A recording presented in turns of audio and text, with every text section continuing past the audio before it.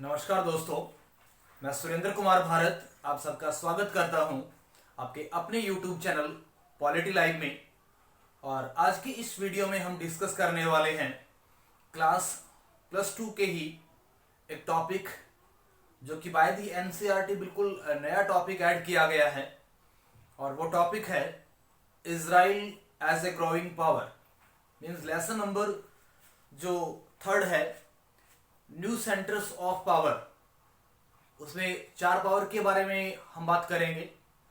This is first power Israel, second one is Russia, third one is China, fourth one is India. तो Israel हमारे लिए बिल्कुल नया है और इजराइल को ही as a new centers of power या एज ए एमर्जिंग पावर क्यों रखा गया, क्या इसकी खूबियां हैं, उन सबको हम डिस्कस करने वाले हैं इस वीडियो के अंदर। तो सबसे पहले हमें पता होना चाहिए इजराइल के पॉलिटिकल मैप के बारे में। देखिए, इजराइल को अगर देखेंगे तो एक छोटा सा कंट्री है, साइज में बहुत ज्यादा बड़ा नहीं है। इसके अगर नॉर्थ की बात करें तो लेबनान इसके नॉर्थ में पड़ेगा, ठीक है। फिर अगर मैं बात करूं नॉर्थ ईस्ट की बात करूं तो नॉर्थ ईस्ट में पड़ेगा इसकी सीरिया। इसके ईस्टर्न पार्ट में पड़ेगा पैलेस्तीन या फिलिस्तीन भी हम इसको बोलते हैं। इसके साथ साथ इसकी कैपिटल के नियर बाई बिल्कुल पड़ेगा डेड सी। फिर इसके अगर मैं ईस्ट की बात करूं तो यहां पड़ेगा सऊदी अरेबिया। और इसके अगर बात करूं साउथ ईस्ट की तो साउथ ईस्ट में इसके पड़ेगा जॉर्डन। इसके अलावा अगर इसके कंप्लीटली वेस्टर्न पार्ट की अगर मैं बात करूं अपर पार्ट में तो मेडिटेरेनियन जो सी है वो पड़ेगा। तो करीब करीब इसके चारों ओर आप देखेंगे तो कहीं वाटर रिसोर्सेज भी है तो कहीं लैंड रिसोर्सेज भी है। अब देखिए, अगर इसकी हम सिचुएशन की बात करें तो इजराइल है वो बहुत बड़ा देश नहीं है, एक मॉडर्न स्टेट हम इसे बोल सकते हैं। बिकॉज 1948 में जो इजराइल था वो उसका फाउंडेशन हुआ बना और उसके बाद में जिस तरीके से इसने अपने आप को ग्रो किया है वो काबिल तारीफ है। और अगर आप जब हिस्ट्री पढ़ेंगे इजराइल की या उसके बारे में पढ़ेंगे, उसके सिस्टम के बारे में पढ़ेंगे तो अपने आप आपके अंदर जो नेशनलिज्म की फीलिंग है वो आना शुरू हो जाएगी। आप प्राउड फील करना शुरू करेंगे इजराइल की स्टडी करके। बिकॉज इजराइल अपने आप में यूनिक है। अब यूनिक क्यों है उन चीजों को लेकर हम पढ़ेंगे। तो फर्स्ट ऑफ ऑल हम बात कर लेते हैं इजराइल की पॉपुलेशन को लेकर। इजराइल की पॉपुलेशन बहुत ज्यादा नहीं है, नियर अबाउट 70 लाख प्लस इसकी पॉपुलेशन है। और प्रेजेंटली अगर हम बात करें तो लगभग 83 जो लाख है वो पॉपुलेशन इसकी है, इजराइल की है। इसके साथ साथ कैपिटल की बात करें तो जेरूसलम इसकी कैपिटल है। और कैपिटल को लेकर भी जो इजराइल है उसमें बहुत सारे कॉन्फ्लिक्ट हैं, बहुत सारी प्रॉब्लम्स हैं। अब देखिए, इजराइल को जानने से पहले हम थोड़ा इसकी हिस्ट्री के बारे में जान लेते हैं कि आज का जो प्रेजेंट इजराइल है वो इतना पॉपुलर क्यों है, क्या इसके बैकग्राउंड इसका क्या रहा, इसकी हिस्ट्री क्या रही, इसका इतिहास क्या रहा। तो देखिए, अगर हम इसकी हिस्ट्री की बात करें तो ओल्ड टाइम से ही ड्यूरिंग द ओल्ड टाइम या during the 19th century, during the 18th century जो इजराइल था हमेशा उसके जो रिलेशन थे वो नियर बाई कंट्रीज के साथ ज्यादा अच्छे नहीं रहे। मीन्स हमेशा कॉन्फ्लिक्ट रहा, चाहे वो जॉर्डन था, चाहे वो सऊदी अरेबिया था, चाहे वो सीरिया था, चाहे वो लेबनान था, ठीक है। हर साइड से हमेशा कॉन्फ्लिक्ट रहे इसको लेकर। Second, it is founded in 1948 यानी भारत आजाद होने के बाद जस्ट अगले ही साल जो इजराइल था उसका फाउंडेशन हुआ। अब देखिए, जब इजराइल बना तो ये कई टुकड़ों में बटा।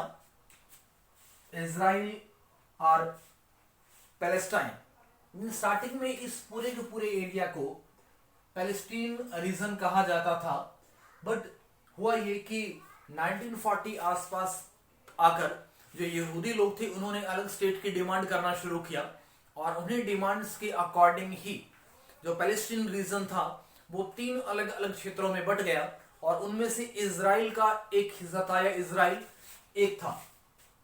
अब देखिए, अब जो कैपिटल है उसकी जेरूसलम, वो कुछ इस रीजन में पड़ेगी, कुछ ये हिस्सा पड़ेगा उसकी कैपिटल को लेकर। अब इस हिस्से में जब उसकी कैपिटल है तो कहीं ना कहीं डेड सी इसके नजदीक है, पैलेस्टाइन इसके नजदीक है, तो इसी रीजन भी पैलेस्टाइन क्या कहता है कि इसकी जो कैपिटल है जेरूसलम, उसके ऊपर उसका भी कुछ अधिकार है, और वहीं इजराइल के जो यहूदी लोग हैं, जूस लोग हैं, उनका भी ऐसा मानना है कि इसकी कैपिटल पर उनका भी अधिकार है।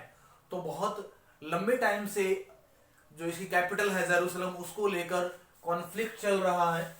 इसके साथ साथ अगर बात करें इसकी एक खास फीचर की, तो पूरी दुनिया में इजराइल है वो एक ज्यूस नेशन है, और इसके साथ साथ उन्होंने एक रूल भी बना रखा है, एक रूल भी अडॉप्ट किया है। दैट रूल इज कि दुनिया में कहीं भी, पूरे वर्ल्ड में कहीं भी अगर कोई इस्लामिक या फिर कोई ज्यूस बच्चा जन्म लेता है तो उसे ये अपने देश की नागरिकता प्रदान करते हैं। मींस इजराइल उसे अपने देश की नागरिकता प्रदान करता है। सेकंड देखिए, इजराइल की दूसरी खास फीचर क्या है कि पूरी दुनिया में कहीं भी अगर ज्यूस लोगों को कोई भी प्रॉब्लम फेस होती है उनके अधिकारों से लेकर या कुछ दूसरी चीजों को लेकर, तो इजराइल हमेशा उनके साथ खड़ा होता है, उनके फेवर की बात करता है। ठीक है, फिर देखिए अगर मैं इसकी थोड़े से हिस्ट्री की बात करूं तो ओल्ड टाइम में जो इजराइल था वो रोमन एम्पायर का भी हिस्सा रहा। फिर उसके बाद में बहुत सारे इस एरिया में वॉर हुए डिफरेंट एम्पायर के बीच, और उसके बाद में ये जो बेनेजेंटाइन जो थे उनके एम्पायर का भी हिस्सा रहा। उसके बाद ऑटोमन एम्पायर जो था उसका हिस्सा रहा ड्यूरिंग दी 19th सेंचुरी। अब देखिए उसके बाद होता क्या है कि ड्यूरिंग 19th सेंचुरी 1914 टू 1918, 1914 से लेकर 1918 के बीच पूरी दुनिया एक कॉन्फ्लिक्ट में घिर जाती है। That is world war first, दुनिया का पहला विश्व युद्ध, जो कि 1914 से लेकर 1918 तक होता है। और जैसे ये वर्ल्ड वॉर खत्म होता है उसके बाद में पूरा का पूरा जो ये पैलेस्टीन रीजन होता है या इजराइल का जो एरिया था वो अंडर कंट्रोल आ गया ब्रिटिशर के। मींस ब्रिटिशर ने अपना यहाँ पे कंट्रोल कर लिया। बट देखिए 1920 में 1 जनवरी 1920 को क्या है, एक लीग ऑफ नेशन नाम की एक संस्था बनाई जाती है जो बात करती है यहूदियों के लिए, जो बात करती है जूस के लिए कि उनके रिफॉर्म्स के लिए चीजें होनी चाहिए, उनके एरिया को लेकर, मींस जो इजराइल है उसके क्षेत्र को लेकर बात करती है। धीरे धीरे ये कॉन्फ्लिक्ट है वो लगभग अगले 30 सालों तक चलता है। डेयर अबाउट अगले 30 सालों तक ये कॉन्फ्लिक्ट चलता है, किसको लेकर, जूस को लेकर, और इस क्षेत्र में जो दूसरे लोग थे उन सब को लेकर। धीरे धीरे 1948 में एक ट्रीटी के अकॉर्डिंग जो इजराइल है वो 3 पार्ट में डिवाइड हो जाता है, और डिवाइड होने के बाद जो पैलेस्टीन रीजन है उसे 3 पार्ट्स में डिवाइड कर दिया जाता है। 2 बड़े हिस्से निकलकर सामने आते हैं, एक पैलेस्टीन रीजन और एक इजराइल रीजन। तो देखिए इतनी सब प्रॉब्लम्स होने के बाद भी, मतलब ऐसा हिस्ट्री होने के बाद भी, ऐसा इतिहास होने के बाद भी पूरी दुनिया के सामने एक मॉडल के रूप में, पूरी दुनिया के सामने एक नई ताकत के रूप में जो इजराइल है वो दिखाई देता है। अब देखिए बात कर लेते हैं कुछ कॉमन सी ऐसी चीजों की जो एक कंट्री फेस करता है जनरली, या कहीं ना कहीं एक देश के द्वारा प्रॉब्लम फेस की जाती है। तो first of all we discuss the main problem face by the Israel. क्या क्या प्रॉब्लम्स हैं इजराइल को लेकर।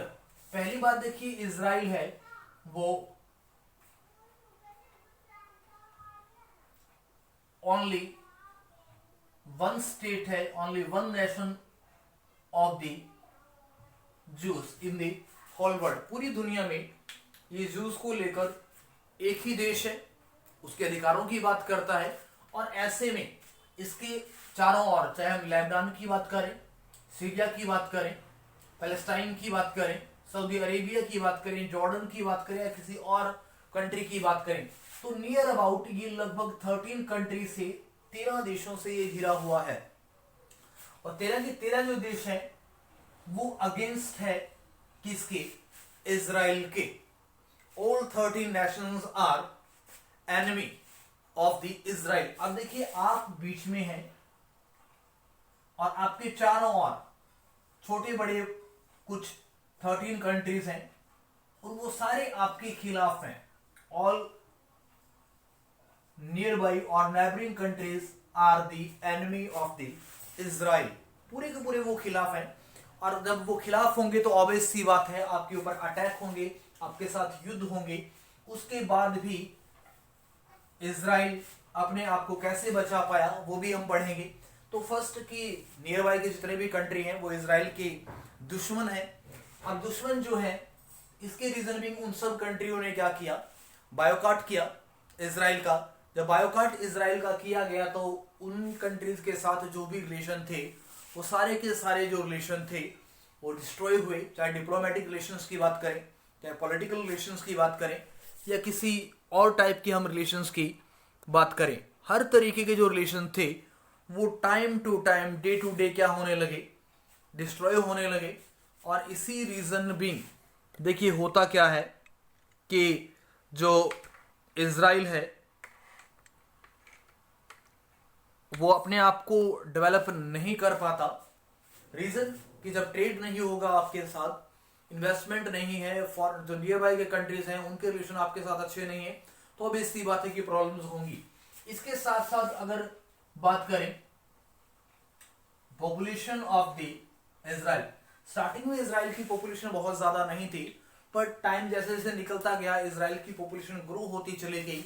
और आज की अगर बात करें तो near about 80 lakh plus population है। इतनी सारी पॉपुलेशन की जो नीड है वो बहुत ज्यादा है, और इन नीड को पूरा करने के लिए इजराइल को बहुत सारे प्रॉब्लम का फेस करना पड़ता है। इसके साथ साथ देखिए, अगर बात करें इजराइल के नेचुरल रिसोर्सेज की, natural resources are very limited in the area of the Israel. Israel में जो नेचुरल रिसोर्सेज हैं वो बहुत कम हैं, और कम होने की वजह से भी इजराइल अपने आप को डेवलप नहीं कर पा रहा उस मैनर में जिस तरीके से वो चाहता है। इसके साथ साथ अगर बात करें, इजराइल में महंगाई बहुत है, ठीक है, बिकॉज प्रोडक्शन जो है वो इतनी हाई नहीं है, ठीक है, इसी रीजन भी। इसके अलावा अगर देखिए, मैंने कहा कि चारों तरफ से आप दुश्मनों से घिरे हैं, तो ऑब्वियस सी बात है कि आपके पास आर्म्स अच्छे होने चाहिए, आपके पास आर्मी अच्छी होनी चाहिए।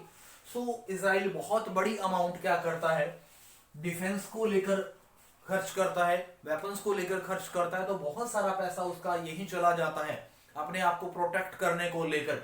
सो ये भी एक बड़ी प्रॉब्लम्स है इजराइल के लिए।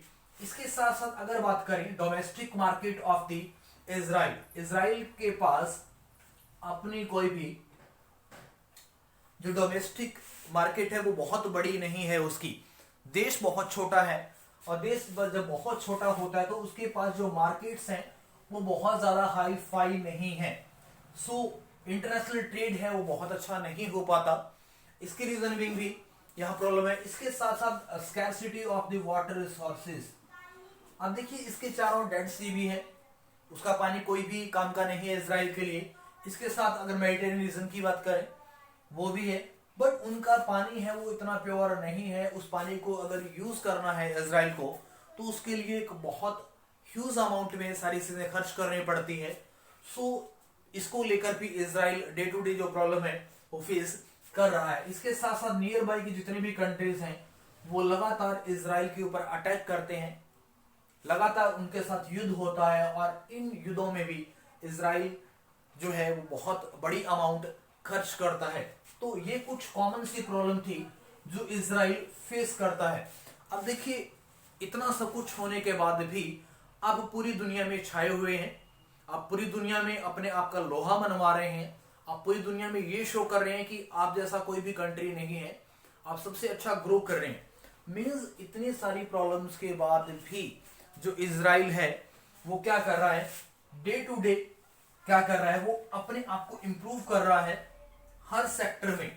चाहे हम ट्रेड सेक्टर की बात करें, इकोनॉमिक सेक्टर की बात करें, जीडीपी की बात करें, या फिर हम बात करें एनिमीज को लेकर, अपनी बाउंड्री की प्रोटेक्शन को लेकर, वेपन्स को लेकर, आर्मी को लेकर, आर्मी ट्रेनिंग्स को लेकर, हर तरीके से इजराइल अपने आप को बेस्ट प्रूव कर रहा है। तो अब देखिए हमें यहाँ पढ़ना है, मेनली हमें डिस्कस करना है कि इजराइल है वो एक पावर के रूप में किस तरीके से एमर्ज हो रहा है, किस तरीके से इजराइल है वो बेस्ट बनता जा रहा है। तो first of all we discuss here the economic growth of the Israel. Israel की इकोनॉमिक ग्रोथ है वो उसकी बैकबोन है, किस तरीके से क्या क्या चीजें ऐसी है जो इजराइल को एक बहुत रिच कंट्री बनाती है। तो देखिए अगर मैं बात करूं सबसे पहले GDP of the Israel, GDP Israel ने जब से इजराइल बना है 1948 से लेकर अगर अब तक की बात करें तो इजराइल की जो जीडीपी है वो डे टू डे लाइफ में इंक्रीज होती जा रही है, बढ़ रही है लगातार, ठीक है। अब उसके बढ़ने के पीछे अगर मैं कारणों की बात करूं तो बहुत सारे लॉजिक हम दे सकते हैं, ठीक है। अब जीडीपी क्यों बढ़ रही है, बिकॉज साइंस एंड टेक्नोलॉजी जो है वो इसे अडॉप्ट करता है। जो जितने भी काम किए जाते हैं वो by the science and technology किए जाते हैं। इसके अलावा जो न्यू जो एजुकेशन है वो प्रोवाइड करता है अपने सिटीजन्स को, अपने लोगों को स्किल प्रोवाइड करता है, जो नई जो टेक्निक्स हैं वो सिखाई जाती है अपने लोगों को ताकि वो लोग ज्यादा से ज्यादा प्रोडक्शन कर सके। मींस अपनी जीडीपी को बहुत शानदार तरीके से बढ़ा रहा है दूसरे देशों के साथ रिलेशन बनाकर।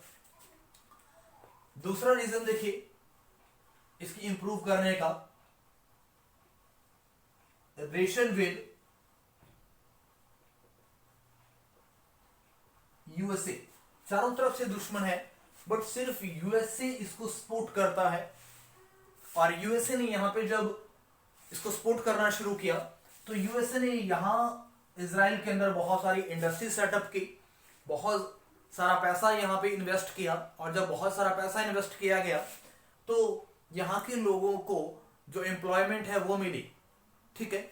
अब देखिए जब एम्प्लॉयमेंट मिलना शुरू हुई तो इन लोगों को आइडियाज आने लगे कि हमारे एरिया में एम्प्लॉयमेंट किस तरीके से हम जनरेट कर सकते हैं। तो इजराइल ने क्या किया, पूरी दुनिया की जो कंट्रीज हैं उनके साथ एग्रीमेंट करने शुरू किए ट्रेड को लेकर, प्लस इन्वेस्टमेंट या इंडस्ट्रीज को लेकर कि हमारे देश के साथ आप ट्रेड कीजिए, इन्वेस्टमेंट कीजिए यहां पे, ठीक है।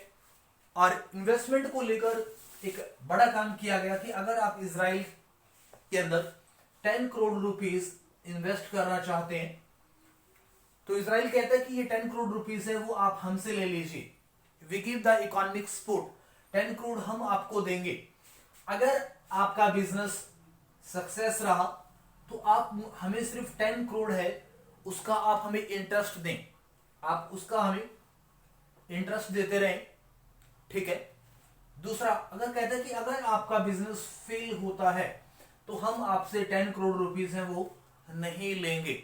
अब देखिए लॉस तो कोई है नहीं अगर कोई यहाँ पे इन्वेस्टमेंट करना चाहता है तो इस तरीके से बहुत सारी कंपनियां लगातार इन्वेस्ट कर रही है, चाहे माइक्रोसॉफ्ट की बात करें या किसी और बड़ी कंपनी की बात करें। बहुत सारी कंट्रीज ने यहाँ अपने हेड ऑफिस खोले हैं बिकॉज यहाँ के रूल्स हैं वो इस चीज को प्रमोट करते हैं। दूसरी जब भी कोई कंपनी कहती है कि हम यहाँ पे सेट करना चाहते हैं तो इजराइल कहता है कि देखिए 60% सैलरी तो आप दीजिए और 40% जो सैलरी है जो पे है वो हम देंगे फर्स्ट 2 ईयर के लिए। जब आपका बिजनेस प्रमोट हो जाए, जब आपकी इंडस्ट्री सेटअप हो जाए तो फिर आप 100% जो भी पे है वो आप करना शुरू कर दें। मीन्स इजराइल कहता है कि भाई 40% हम इसलिए दे रहे हैं कि आप हमारे एरिया में डेवलपमेंट लेकर आ रहे हैं, हमारे एरिया के अंदर आप इन्वेस्ट कर रहे हैं, इसीलिए। सो इजराइल है वो अपनी इकोनॉमिक जो स्ट्रेंथ है उसे डे टू डे इंक्रीज कर रहा है, बढ़ा रहा है, ठीक है। इसके साथ साथ देखिए इजराइल के जो लोग हैं वो टाइम टू टाइम अपने ऑक्यूपेशन को चेंज करते हैं। मीन्स अपनी स्किल जो है इजराइल के लोगों की वो चेंज करते हैं, अपनी ओल्ड जो स्किल है उनको छोड़ देते हैं और नई स्किल जैसे भी कोई आती है, पूरी दुनिया में कोई भी न्यू टेक्नोलॉजी अगर आती है तो वो सबसे पहले इजराइल में आती है। इजराइल देखता है कि पूरी दुनिया में डिमांड किस चीज की है, उसके हिसाब से अपने देश के अंदर क्या करेगा, वो टेक्नोलॉजी डेवलप करेगा। टेक्नोलॉजी डेवलप करके फर्स्ट ऑफ ऑल अपने देश के अंदर वो क्या करेगा, उस टेक्नोलॉजी को सेल करेगा। सबसे पहले अपने लोगों तक वो टेक्नोलॉजी पहुंचाएगा ताकि वो लोग उस टेक्नोलॉजी से फैमिलियर हो जाएं। जब ये लोग इस टेक्नोलॉजी से फैमिलियर हो जाते हैं तो ये कहता है कि आपको जो टेक्नोलॉजी है उसे क्या करनी है, अदर नेशंस के साथ, दूसरे देशों के साथ आप इसे डायरेक्ट इनडायरेक्ट किसी भी तरीके से ट्रेड कर सकते हैं, सेल कर सकते हैं। इसके अलावा ये टेक्नोलॉजी को सेल करने के लिए इसकी खुद की एक इंटरनेशनल ऑर्गेनाइजेशन है जो दूसरी कंट्रीज को क्या करती है, बुलाती है, उनके साथ कॉन्फ्रेंस करती है और उन्हें टेक्नोलॉजी बेचने का काम करती है, ठीक है। अब देखिए नेक्स्ट अगर रीजन की बात करें कि जब यहां के लोग, यहां की लेबर क्लास जब स्किल्ड है तो क्या होगा, यहां के लोगों की पे जो होगी वो भी क्या होगी, हाई होगी। बिकॉज जितने भी देश यहाँ पे इंडस्ट्री सेटअप करते हैं तो उनके लिए लेबर जो प्रोवाइड करता है वो इजराइल ही करता है। तो इजराइल के अंदर जो स्किल्ड लेबर है वो लगभग 95% स्किल्ड लेबर है, पूरी दुनिया में सबसे ज्यादा अगर बात करें तो देखिए, तो यहाँ की पे हाई है। पे जब हाई होगी तो लोगों का जो लाइफ स्टाइल होगा वो क्या होगा, ऑब्वियस सी बात है, हाई होगा। तो इसलिए इजराइल क्या करता है, डे टू डे अपने लोगों को स्किल प्रोवाइड करता है, ट्रेनिंग प्रोवाइड करता है ताकि लोगों की स्ट्रेंथ है वो बढ़े। सो यहां जितनी भी कंपनी आती है उनको उनके हिसाब से ये लेबर प्रोवाइड करते हैं। नेक्स्ट अगर बात करें कि इजराइल है वो टाइम टू टाइम क्या करता है, बहुत सारे इंस्टीट्यूशंस, बहुत सारे जो ऑर्गेनाइजेशंस है उनको ओपन करता है, बहुत सारे रिसर्च सेंटर को ओपन करता है और एक बहुत बड़ी अमाउंट खर्च करता है रिसर्च के ऊपर, ठीक है। इजराइल की अगर बात करें तो नियर अबाउट अपनी जीडीपी का 4% के आसपास वो रिसर्च के ऊपर, रिसर्च जो वर्क है उनके ऊपर खर्च करता है। तो इन सब रीजन बीइंग जो इजराइल है उसकी इकोनॉमिक जो स्ट्रेंथ है वो बढ़ रही है, इंक्रीज हो रही है। तो इस तरीके से इजराइल अपनी इकोनॉमिक जो ग्रोथ है उसको करता है, ठीक है, इकोनॉमिक ग्रोथ को करता है। अब देखिए इकोनॉमिक ग्रोथ आप कर रहे हैं बट उसके बाद भी आपके जो पड़ोसी देश हैं वो आपको लगातार डिमोलिश कर रहे हैं, सप्रेस कर रहे हैं, दबा रहे हैं, ठीक है। उसके बाद भी अगर आप पूरी दुनिया में छाए हुए हैं तो इट मीन्स आप में कोई ना कोई बात है, आप कहीं ना कहीं दूसरे लोगों से बहुत ज्यादा अच्छे हैं, ठीक है, कहीं ना कहीं आप इंक्रीज कर रहे हैं अपने आप को। इसके साथ साथ देखिए इजराइल की अगर बात करूं तो इजराइल का ये जो पार्ट है, यहां प्लस का निशान लगा रहा हूं, ये जो पार्ट है, this part is stretch with osmic body, और यहां का थोड़ा सा हिस्सा, तो लगभग ऐसा कहा जाता है कि इजराइल का 180 किलोमीटर के आसपास का जो एरिया है वो सी या ओशन के साथ लगता है। इस एरिया को इजराइल ने डेवलप किया है टूरिज्म के लिए, ठीक है, सारी फैसिलिटी यहां प्रोवाइड की है, ठीक है। मल्टी स्टारर जो यहाँ पे जो होटल है उनको दिया गया है। इवन तक की अगर बात करें दुनिया की जो बड़े बड़े पीएम हैं, चाहे हम ट्रंप की बात करें, मोदी की बात करें, तो वो भी इजराइल के जो होटल्स हैं उनमें ठहरने की इच्छा रखते हैं, बिकॉज वहां हर चीज है वो बहुत टेक्निकली साउंड बनाई गई है। इजराइल के अगर होटल्स की बात करें तो होटल्स के अंदर जो भी रूम्स हैं ठीक है, उनमें कुछ खास रूम बनाए गए हैं, और जो खास रूम बनाए गए हैं उनके अंदर खास जो गेस्ट होते हैं means PM of the nation और प्रेसिडेंट ऑफ द नेशन ठहरते हैं। अगर इन होटल्स के ऊपर by the nuclear weapon attack किया जाता है तो जो खास रूम जो डिजाइन किए गए हैं हाई टेक्नोलॉजी से वो डिस्ट्रॉय नहीं होंगे। तो मींस इजराइल देखिए किस तरीके की जो टेक्नोलॉजी है वो रखता है, ठीक है। तो उसने टूरिज्म को बढ़ाने के लिए क्या किया है, अपने एरिया में जो नियर बाई के जो ओशनिक बॉडी के एरियाज है उनको उसने डेवलप करने की कोशिश की है। इसके साथ साथ उसने साइंस एंड टेक्नोलॉजी को लेकर जो इंडस्ट्रीज हैं वो सेटअप की है। जो पूरी दुनिया को साइंस बेस्ड जो इंडस्ट्रीज है उनके लिए जो भी इक्विपमेंट है वो प्रोवाइड कराती है इजराइल। इसके साथ साथ सॉफ्टवेयर जो टेक्नोलॉजी है उसकी बहुत सारी इंडस्ट्रीज इजराइल में है जो पूरी दुनिया को प्रोडक्ट प्रदान करती है, और इसी रीजन भी एक बहुत ज्यादा जो करेंसी है वो दूसरे कंट्री से इजराइल क्या करता है, गेन करता है। इसके अलावा अगर बात करें इजराइल के एक्सपोर्ट और इंपोर्ट की, तो स्टार्टिंग में इजराइल का जो इंपोर्ट था, आयात जो बहुत ज्यादा था, बट स्लोली स्लोली इजराइल ने क्या करना शुरू किया, एक्सपोर्ट करना शुरू किया अपने लोगों को स्किल प्रोवाइड करके, ठीक है। तो आज भी इजराइल का जो इंपोर्ट है वो ज्यादा है एक्सपोर्ट की बजाय, बिकॉज छोटा देश है, सारी चीजें यहाँ पे डेवलप कर पाना मुश्किल है उसके लिए।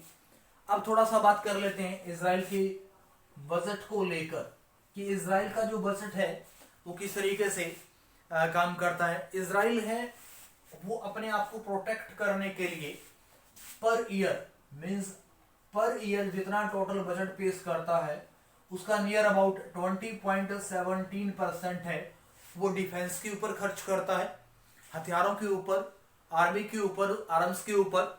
इसके अलावा एजुकेशन की अगर बात करें, न्यू साइंस एंड टेक्नोलॉजी की बात करें तो लगभग 17% खर्च करता है एजुकेशन को लेकर। इसके अलावा कुछ स्पेशल गवर्नमेंट ऑर्गेनाइजेशंस की बात करूं तो उनको लेकर भी इजराइल नियर अबाउट 17% जो बजट का हिस्सा है उसे क्या करता है, खर्च करता है। अब देखिए डिफेंस के ऊपर वो इतना खर्च क्यों करता है, बिकॉज उन्होंने अपने डिफेंस सिस्टम को इंप्रूव करने, क्योंकि इजराइल अगर एक युद्ध भी हारता है तो ऑब्वियस सी बात है पूरे वर्ल्ड मैप पे इजराइल का नक्शा डिसअपियर हो जाएगा। तो इजराइल हर हालात में हर तरीके के जो युद्ध है वो जीतना चाहता है। इवन तक कि अगर मैं बात करूं इजराइल को कुछ खास युद्धों को लेकर, कुछ खास अगर बात की जाए उसकी हिस्ट्री को अगर देखें तो 1957 या 1948 से लेकर अगर अब तक की बात करूं 2020 की बात करें तो लगभग उसने 7 बड़ी लड़ाइयां लड़ी है, 7 बड़े उसने युद्ध किए हैं। और इवन तक कि एक आप देखेंगे 6 डे वॉर, आप नेट पे सर्च करना 6 डे वॉर। अब ये जब युद्ध हुआ था तो देखिए इसमें क्या होता है कि एक साइड तो 13 कंट्रीज हैं और दूसरी साइड इजराइल अकेला है। इजराइल के पास उस टाइम नियर अबाउट 50,000 आर्मी थी और दूसरे जो कंट्रीज थे उनके पास नियर अबाउट 2.50 लाख की आर्मी थी। फिर भी 5 गुना आर्मी थी इन कंट्रीज के पास और ये जीत नहीं पाए। क्यों? क्योंकि इजराइल की जो टेक्निक है वेपन्स की युद्ध करने की वो पूरी दुनिया में सबसे जबरदस्त मानी जाती है। और देखिए जब 13 कंट्रीज ने अटैक किया इजराइल के ऊपर तो मात्र 6 दिन के अंदर इजराइल अकेला उन 13 देशों से लड़ा और 13 देशों को घुटने टेकने पर मजबूर कर दिया। मींस 6 दिन के अंदर उन कंट्रीज को हरा दिया, चाहे जॉर्डन था, चाहे सीरिया था, चाहे पैलेस्टाइन था, ठीक है, चाहे लेबनान था, सबको इसने डिफीट किया, हराया। और हराने के बाद में उसने क्या किया, जिन जिन एरिया पे उसने ओवरकम किया, जो जो एरिया उसने कंट्रोल किए उसे अपने एरिया में मिलाया और अपने एरिया को एक्सपेंड करना शुरू कर दिया। तो देखिए ये इजराइल की कुछ खास बातें थी। अब बात करते हैं इजराइल के आर्मी को लेकर। अब बात करते हैं इजराइल की आर्मी को लेकर। आर्म्स को लेकर और आर्मी को लेकर कि ये किस तरीके से इजराइल को स्ट्रेंथ प्रोवाइड करवाते हैं, या किस तरीके से इजराइल है वो आर्मी और आर्म्स को लेकर अपने आप को सुपर पावर बना रहा है। तो देखिए, अगर इजराइल की बात करूं तो फर्स्ट ऑफ ऑल हम बात करते हैं आईडीएफ की। IDF means Israel armed force. दुनिया की सबसे जो पावरफुल फोर्सेस है उनमें से इजराइल की फोर्स है वो एक है। सबसे हार्ड ट्रेनिंग दी जाती है इनको, और इसके साथ साथ इजराइल के जो सिटीजन्स हैं, मेल के लिए 3 साल और फीमेल के लिए 2 साल आर्मी ज्वाइन करना कंपलसरी है। हर कोई मेल फीमेल क्या करेगा, आर्मी की ट्रेनिंग लेगा और 2 से 3 साल के लिए क्या करेगा, अपने देश की जो डिफेंसिव सिस्टम है उसके अंदर वर्किंग करेगा। ठीक है। अब इजराइल की जो बैकबोन है वो आईडीएफ है। आईडीएफ है मींस इजराइल डिफेंस या इजराइल आर्म्ड फोर्स। ठीक है। इजराइल आर्म्ड जो फोर्स है, ठीक है, उसकी अगर बात करें, यहां इजराइल आर्म्ड फोर्स, ठीक है, या आर्म्ड डिफेंस फोर्सेस, वही उसकी बैकबोन है। अगर ये नहीं है, इजराइल की आर्मी नहीं है तो इजराइल नहीं है, और आर्मी है तो इजराइल है। बिकॉज इतने दुश्मनों को हराना कोई छोटा काम नहीं है। पूरा का पूरा जो काम है वो इसकी जो आर्म्ड फोर्सेस है वही करती है। ठीक है। इसके अलावा अगर बात करें, इसके आर्मी में कुछ स्पेशल अगर ऑफिसर्स की बात करें, ठीक है, स्पेशल अगर ऑफिसर्स की बात करें, तो जब भी किसी पर्सन को ऑफिसर बनाया जाता है तो उससे पहले एक पूरी की पूरी लॉन्ग जर्नी रहती है। उसके लिए उसे सारी चीजों की स्पेशल ट्रेनिंग दी जाती है, और स्पेशल टाइप की जो स्किल होती है उसमें वो प्रमोट की जाती है। ठीक है। तो पूरी दुनिया के जो बेस्ट जो ऑफिसर्स हैं, पूरी दुनिया के जो बेस्ट जो ऑफिसर हैं, वो आपको इजराइल की जो आर्मी है उसके अंदर मिलेंगे कि किस तरीके से युद्ध करना है, किस तरीके से दुश्मन को हराना है, किस तरीके से दुश्मन के ऊपर अटैक करना है। देखिए, मैंने बताया था कि जब 13 देशों की आर्मी जब अटैक करती है इजराइल के ऊपर, तो इजराइल किस तरीके से उनको हरा देता है।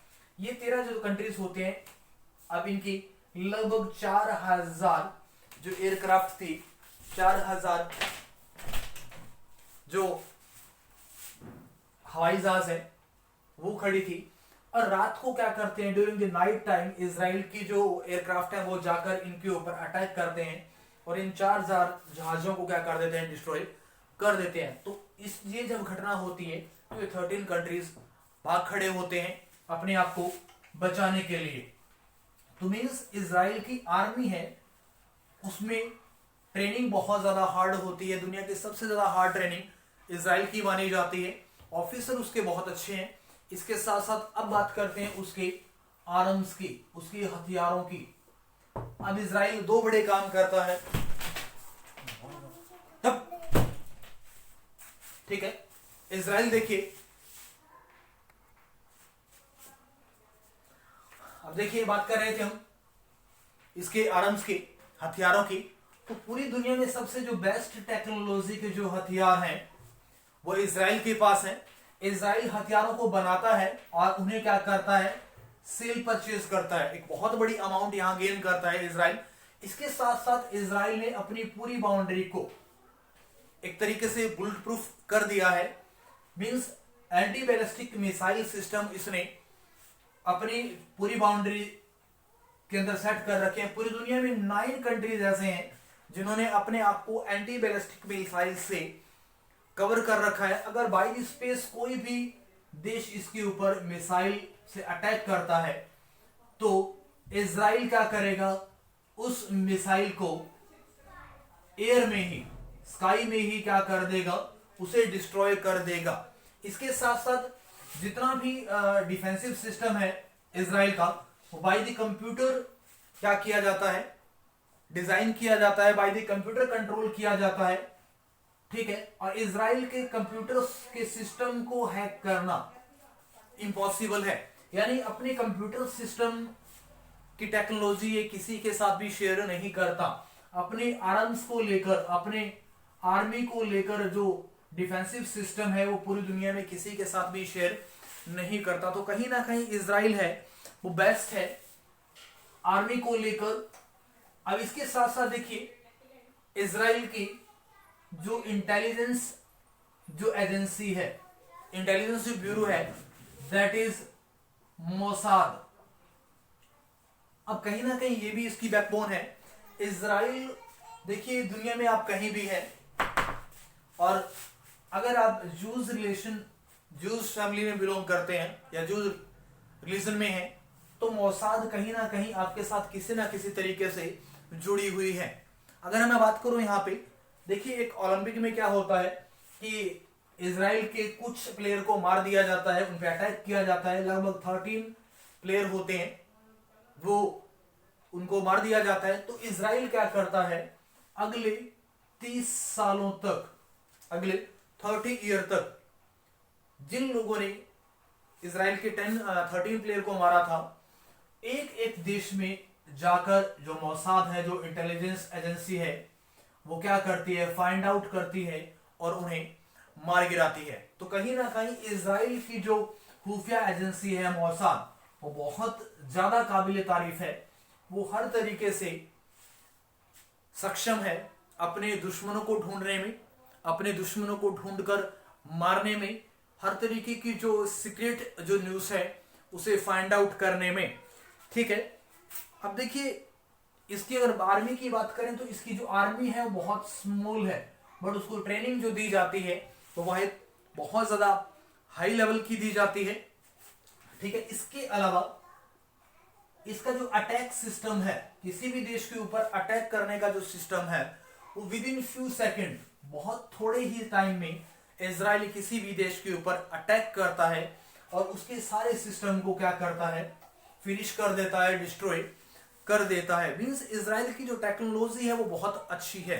इसके साथ साथ इजराइल अपने आप को अप टू डेट रखता है। टाइम टू टाइम जितनी चीजें आ रही है आर्मीज को लेकर, वेपन्स को लेकर, इजराइल उन सब चीजों को अपडेट करता है। और इसी रीजन में बीइंग इजराइल क्या है, बहुत ज्यादा पावरफुल है आर्मी को लेकर भी। ठीक है, फिर इसके साथ साथ अगर इसके सोल्जर्स की बात करें तो जो भी इसके सोल्जर्स हैं उनकी अगर ड्यूटीज की बात करें तो बहुत वो एक्टिवली ड्यूटीज देते हैं। ऐसा नहीं किसी भी तरीके का जो आलस होता है, ठीक है, लथार्जीपन नहीं है उनमें। मीन्स बहुत ज्यादा वो डेडिकेटेड है अपने नेशंस को लेकर, अपने देश की सिक्योरिटी को लेकर, अपने देश के डिफेंस सिस्टम को लेकर, अपने देश की बाउंड्रीज को लेकर, कि उनकी बाउंड्री जो है उनमें कोई घुस नहीं सकता। अगर कोई उसकी बाउंड्री में घुसा तो वो जिंदा बाहर नहीं निकलेगा। ठीक है, इसके अलावा देखिए आज तक इजराइल के ऊपर कभी भी टेररिस्ट जो हमले हैं वो नहीं हुए। रीजन क्या है कि उसका जो सिक्योरिटी सिस्टम है बहुत ज्यादा हाई है। तो देखिए सिक्योरिटी को लेकर जो इजराइल है वो बहुत ज्यादा अप टू डेट है, बहुत ज्यादा हाई है। तो इसी रीजन भी ये पूरी दुनिया में चर्चा में है। इसके साथ साथ अब अगर बात करें, इजराइल देखिए क्या करता है, हथियारों का एक्सपोर्ट और इंपोर्ट बहुत ज्यादा करता है। इवन तक दुनिया में अगर इंडिया की बात करें तो इंडिया अपने बहुत सारे जो वेपन्स हैं वो इजराइल से ही लेता है। खासतौर से अगर मैं मशीन गन की बात करूं या एयरक्राफ्ट की, अगर मैं इक्विपमेंट्स की बात करूं।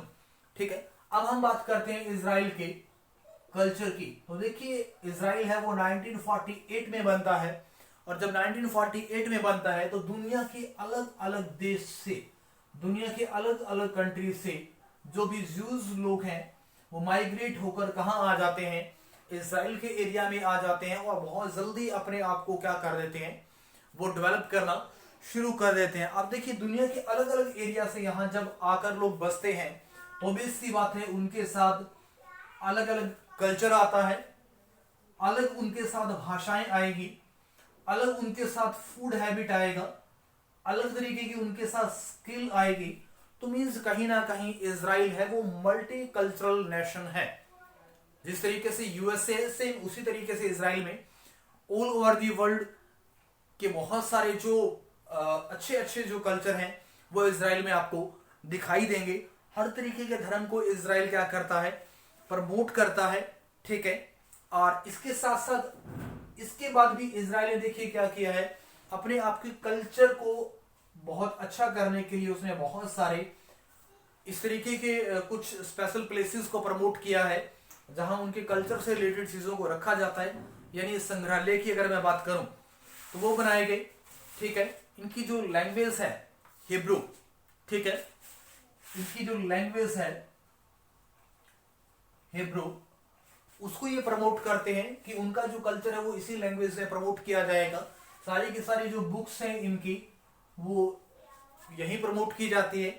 इसके अलावा अगर पूरी दुनिया में अगर बुक्स पब्लिकेशन को लेकर मैं बात करूं तो दुनिया के सबसे ज्यादा अगर बुक्स पब्लिश की जाती है तो वो इजराइल के लोगों के द्वारा की जाती है। यानी बुक्स को अगर मैं पब्लिकेशन की बात करूं तो इजराइल का हर कोई व्यक्ति अपनी बुक को पब्लिश करता है, ठीक है।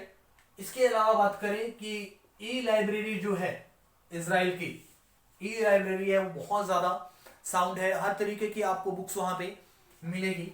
इसके अलावा अगर रिसर्च प्रोग्राम्स की मैं बात करूं तो इजराइल के जो रिसर्च प्रोग्राम है वो बहुत ज्यादा हाई हैं। यहाँ का हर कोई व्यक्ति है वो हर तरीके की जो स्किल है उससे अप टू डेट रहता है। खास तौर से अगर मैं सॉफ्टवेयर टेक्नोलॉजी की बात करूं और मैं कंप्यूटर की बात करूं, उनको लेकर हर व्यक्ति यहाँ का सॉफ्टवेयर को डिजाइन करना जानता है, कंप्यूटर को लेकर यूज करना वो जानता है, कंप्यूटर को किस तरीके से हाई लेवल पे यूज करना है उसको लेकर बहुत अच्छे से यहाँ के लोग फैमिलियर हैं। इसके साथ साथ अगर मैं बात करूं कुछ दूसरी चीजों की, एजुकेशन सिस्टम यहाँ का बहुत बेटर है पूरी दुनिया में। अगर वर्ल्ड की टॉप 100 यूनिवर्सिटीज की बात करूं या टॉप में अगर मैं 10 यूनिवर्सिटीज की बात करूं तो उसमें से 2 से 3 जो यूनिवर्सिटीज हैं वो इजराइल की आपको देखने को मिलेंगी। Means Israel day to day अपने एजुकेशन सिस्टम को लेकर, अपने कल्चर को लेकर, अपने आर्मी को लेकर, अपने वेपन्स को लेकर, आर्मी की ट्रेनिंग को लेकर, अपने सिक्योरिटी सिस्टम को लेकर, नियर बाई कंट्रीज के साथ उसकी रिलेशन कैसे हैं उनको लेकर, हर तरीके से इजराइल है वो बहुत ज्यादा पॉपुलर है। और कहीं ना कहीं ये सारी चीजें इजराइल की इकोनॉमी को, इजराइल के डिफेंस सिस्टम को, इजराइल के कल्चर सिस्टम को बहुत ज्यादा प्रमोट करती है। सो इसी रीजन भी इजराइल है वो डे टू डे एक सुपर पावर के रूप में सामने आ रहा है। देश बहुत छोटा है पर इसके लोगों की उम्मीदें बहुत ज्यादा बड़ी हैं। इसके लोगों का ऐसा मानना है कि जो हमारा देश है हमें एक सिंगल वॉर नहीं हारनी, हमें नियर बाई की कंट्रीज को हराकर उनके ऊपर कब्जा करना है और पूरा का पूरा जो नियर बाई का एरिया है उस पर हमें कंट्रोल कर लेना है। तो देखिए आज हमने पढ़ा इजराइल को लेकर, उसकी हिस्ट्री, उसकी आर्मी, उसके एजुकेशन सिस्टम को, उसके कल्चर सिस्टम को। उम्मीद करूंगा कि ये वीडियो उन स्टूडेंट्स के लिए बहुत यूजफुल होंगी जो इस साल +2 के एग्जाम देंगे। और इन्हीं शब्दों के साथ मैं आपसे अलविदा चाहूंगा। कल फिर मुलाकात होगी एक नई वीडियो के साथ। तब तक के लिए आप मेरी वीडियोस को लाइक करना, शेयर करना और हाँ सब्सक्राइब करना बिल्कुल ना भूलें ताकि इसी तरीके की और वीडियोस आप लोगों तक टाइमली पहुंच पाए। जय हिंद, जय भारत।